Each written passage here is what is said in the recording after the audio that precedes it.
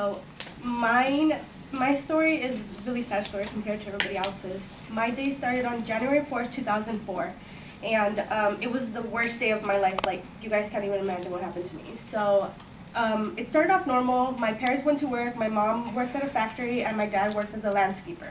Both of my older sisters went to work as well. I don't remember where they worked, but they were at home, and my little brother and I were stuck going to school. I was a sophomore. I was only 15 years old.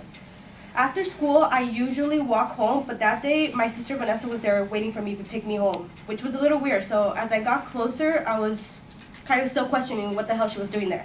I noticed that my little brother was in the on the passenger side, and he was supposed to be in school. So again, it was weird. So I got close and asked her, "What the hell are you doing here?" And she goes, "Oh, I'm here to pick you up." "Why?" "Something happened. Get in." "Okay." So I get in the car and it's like, "Okay, what happened?" Dad was in an accident." "Oh, what kind of accident?" "Just wait. Once we get to the hospital, you'll see what's going on." "Why can't you just tell me now? Like, why do I have to wait that long?" It's like, "Just wait." "Okay." So I sit in the car as we're driving to the hospital, just thinking like, she's playing a joke on me. She's being a bitch. Like, whatever.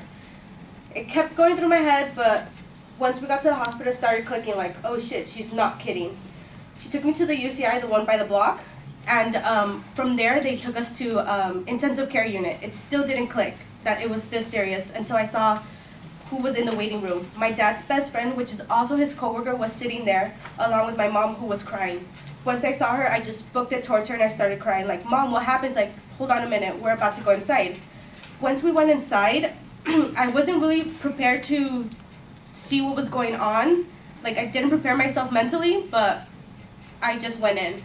I noticed the man laying down with his feet elevated and a whole bunch of tubes inside his mouth. I didn't recognize him. Like, I was just standing there staring at him, and that's when it hit me. Oh shit, that's my dad.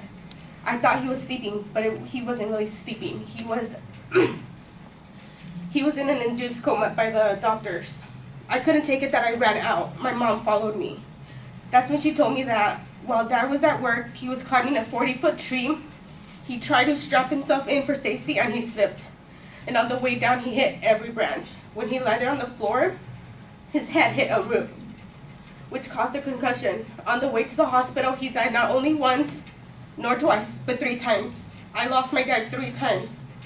Luckily, he was able to get revived, and he was just in the hospital, which we still had a chance of him being alive. I couldn't take it. Because of that day, I fell into depression, which unfortunately turned into me drinking. I was only 15 when I started drinking. I started ditching school, and because of that, it caused my grades to come down. My grades came lower, which meant I couldn't play softball and I got benched, which was something I totally loved. Junior year, same thing happened. My dad was still in the hospital. Nothing was getting any better. And that's when they told us the devastating news that my dad was going to be stuck on a wheelchair for the rest of his life. I fell into drinking again. Nothing changed until my senior year, when my dad was telling me that he was so excited to see me graduate. And that's when it clicked. Oh shit, he's not gonna be able to see me because I don't have good grades, I'm missing credits, and he's not gonna be able to see me. I would have been his second daughter to be able to graduate, but I wasn't gonna be able to give him that wish of seeing me walking down to graduation. So that lit a fire under my ass. I went to my counselor, I talked to her, and she started telling me all the classes I had to take. I had to take 0 period, 7th period, and night school, all while playing softball, because I had to make up for my PE class that I failed. Yeah, I failed PE class.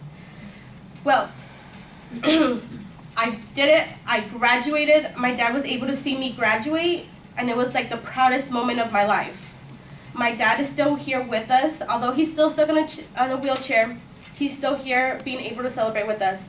He's been here for my birthdays. He's been here for my wedding. He was able to walk me down the aisle and give me away. And I'm so excited to be able to share another birthday with him because today is actually his birthday. It's Valentine's Day, baby. And he turned 64. So I'm so happy that I get to spend it with him here and not visiting a gravesite.